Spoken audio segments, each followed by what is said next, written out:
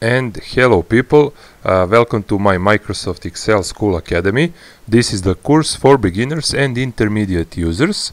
In today's lesson we will talk a little bit about adding borders to the cells. Now something else you could do, and this is also found within the section of the Home tab, because you can add borders to the cell.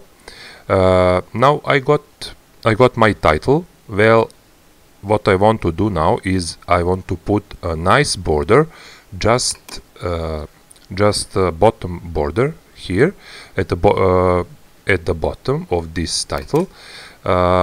We could put one all the way around it, around the title, but I want for now just a bottom border.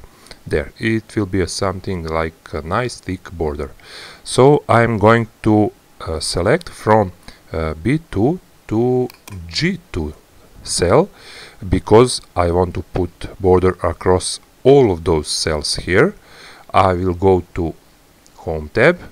I am already here. If you are on other tab, please click on Home tab, and in Home tab you got the font section, and here is your border command here. Now if I click on a little arrow, this arrow here next to the border, you are going to get several different flavors or configurations of borders. You can apply here, and you can see that we got just bottom border, we got top border, left, right border, or no border, and so on.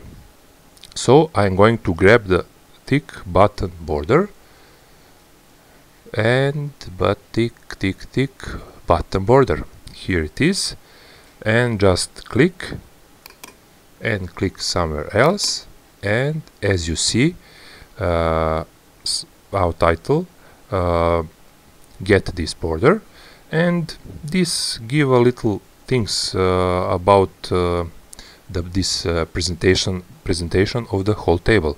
It looks a little bit nicer. And that will be all for today's lesson. See you soon.